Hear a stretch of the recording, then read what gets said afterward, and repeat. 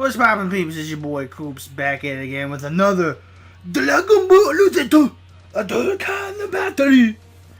And now, everybody, now that you've clicked off with that very cringy Japanesey sounding voice, I'm going to go into today the father-son EZA for Trunks and Vegeta. Trying to get this out before it goes away. Quick, this is post-commentary, of course, so that's just the stats of the cards I'm using, though. For this one, you don't really need too many super good units in the Realm of Gods in particular, just because I feel like this one's kind of one of the easier events, and kind of a more well-constructed one, too. Just because there's a lot of Realm of Gods units that you can make use of. Once we get into the fight, I'll explain each of the units you're seeing here individually. And I just noticed, I think I forgot to show off the Whis. Either that or I looked away for a second and I did show off the Whis. But anyway, more importantly, let's go ahead into the units themselves. So, obviously, you want to, if you have the Realm of God Goku, you want to bring him because, you know, he is intelligence types and he'll be hitting Vegeta pretty hard. And as for the filler subunits, there is a Strength God Goku and a Strength Super Saiyan God Goku. The Strength Super Saiyan God Goku, the one who's in front for this rotation right now, actually does really well in this event because he gets an extra bonus when he's fighting 2 or more enemies. So if you have him, definitely use him, but you can sub out with a lot of more free-to-play units. Like, I think there's a regular Supreme Kai with all of his Kai buddies that act like a Realm of Gods leader if you do not have Ultra Instinct Goku for whatever reason.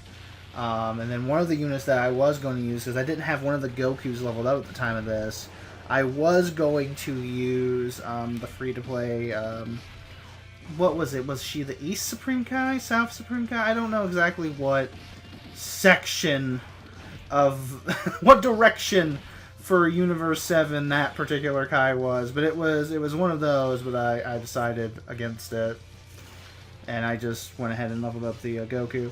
The other units, Vegito Blue, because obviously he's a free-to-play LR, and he's a very good one at that, so you want to stick him on here. The other one that's kind of out of place, but he is a Realm of Gods, is the Strength Rose Goku Black. Just because he does benefit, well, himself, and then he also lowers the stats of any super types you're fighting. So that's why he's there. And then finally the Whis is just more there for support. Not really there for any type of damage. He's just there to give like some strength boost, and with that you could probably replace him with Topo if you have him, or I would say even you could go to other ones that are weak against certain types. Like if you have the AGL female Kai, you could go ahead and put her on there. I could have probably got away with Super Saiyan Gogeta Blue on this one as well, because he's a Realm of God unit. Like there's a lot of leeway room with this one. That's because they don't really hit like super ridiculously hard. Even when like the Trunks was hitting the Ultra Instinct Goku, he was only still taking like double-digit, maybe triple-digit damage if he was lucky. And even when he gets supered, it wasn't like the normal ridiculous, yo, you're gonna take 100,000 damage. It was more like around the realms of 20 to 40,000, I guess, depending on the rotation. So again, this one was really doable. I don't really see too much people having a lot of trouble with this one if they've played the event for quite a bit. So. And then there's also, at the time of this recording, there is a Realm of Gods banner that if you do have, like, units that you're slacking on. I normally recommend you don't summon on those, but, I don't know, that one's a little bit good. So I would go ahead and definitely summon on that, and hopefully it's not coming out like this. But right now, the footage on my end is lagging the high heaven, so I hope the recording didn't mess up and is going to lag like that, and it's only doing it because I'm audio recording at the same time. Probably if that's the case, you guys will see me worrying about nothing and I'm just like ranting like a total idiot. So this one's gonna be one of the shorter, like, easiest, since it was pretty easy, but I will just take the moment because I'm gonna get this one up before the other two that I have in the backlog just because I'm gonna take this video to talk more about Dokkan Battle itself. Is what's coming up now. You'll probably end up hearing the news from someone who's more big on the Dokkan scene than I am anyway, but if you're just browsing along and happen to hear this, for the global side anyway, because a lot of global players were getting a little bit ticked off just because they released like some April Fool's kind of information. First of all, the YAMCHA's coming back, which, great, I can't wait to rainbow him. But at first it wasn't seem like he was coming back at all for our side, because all the stuff that was being introduced was just Japanese exclusive. Like the hit that was global for a while, they're getting it with a better banner because AGL Cooler is going to be on there and everything. And then they get like a story event with like a really good free-to-play Vados. A hit and a Champa that helped grind up their SA. Just getting a lot better. And that was our Christmas banner. But it sucked in comparison to this one, which this seems way better like Christmas. And it's April. They got us good. Got them. Do the little weird thing that used to mean okay. But now it's like, fucking hole. I don't know. But what I spaced out on, because if you noticed, I've said I was excited to rainbow the really terrible Yamcha just to kind of emphasize how bad my account is. But the thing is with that global is actually getting that too. From what it looks like from the data, because we just had a data download like a little bit ago, we're getting some of the same stuff that the Japanese version is getting. Like, for example, the reruns of the terrible Yamchas, because the baseball Yamcha finally has his awakening now. There's like an 8-bit Goku and Vegeta that we're getting as well, but along with that, so thankfully we're not too far behind, we're now getting AGL Cooler.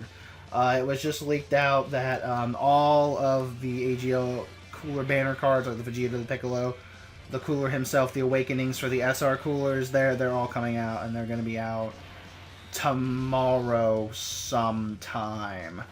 So for those who are summoning for that, look forward to that. I'm going to try to hold off. I would say it might be more important to summon for it if we also get the EZA, Extreme Z Awakening for Golden Frieza, which I'm surprised that the Tech Golden Frieza is getting an EZA this soon, just because he's actually still really good. I'm surprised that they're going to just make him even better now. If anyone needed it first, it was that Super Saiyan Blue Kaioken Goku.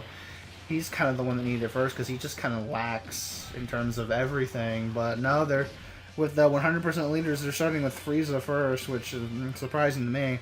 And for that one, you need the team that Cooler provides. But at the same time, you don't really need the card himself because he's going to be weak to the Frieza, which kind of sucks since he's AGL.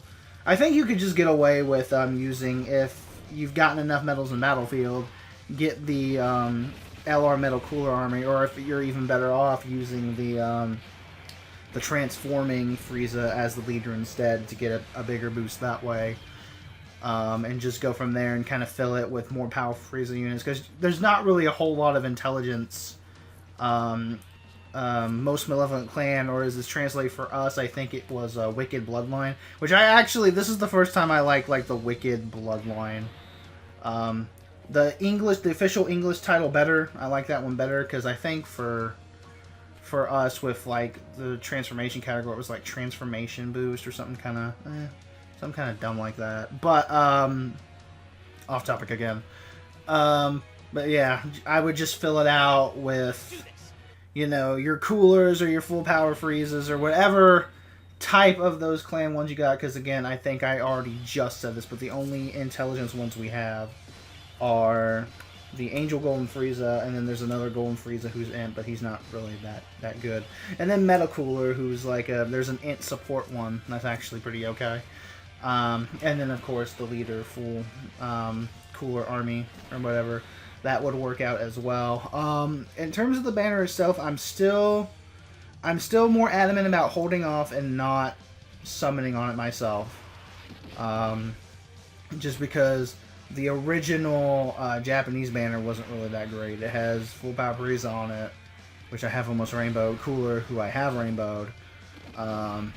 the future Gohan, which I don't have, but his team's not that great.